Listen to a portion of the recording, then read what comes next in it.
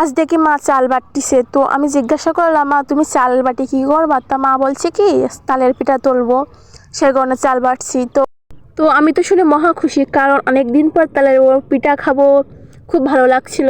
মনের ভিতর থেকে খুব ভালো লাগছিল যে অনেক দিন পর তালের পিঠা খাবো। তো আমি মাকে বলছিলাম আমার কাছে দাও, আমি তোমার কাজে একটু সাহায্য করি, যাতে মাই অনেক সময় থেকে চাল বাটতিছিল। তারপরে আমি বেশ কিছু সময় ধরে চাল বাটি দিয়েছি। চাল বাটার পরে ভাবছি খাতে গেলে তো কষ্ট করতে হবে, তাই না? তো যেই কথা সে গাছ, আবারও চাল বাটা শুরু করে দিয়েছি।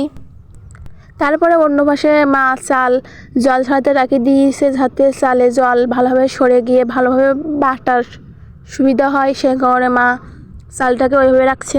অন্যদিকে বাবা তালের শ্বাস বের করে দিচ্ছিল আর বলছিল যে সবাই মিলে কাজ করলে অনেকটা এগিয়ে যায় আর কষ্ট কম হয়, সেই কারণে সবাই মিলে সব কাজ করছিলাম। আর সবাই মিলে কাজ করতে খুবই ভালো লাগে, তাই না? দেন তালের শ্বাস বের করে এখানে আমাকে সব কিছু মিক্স করতে বলছিল।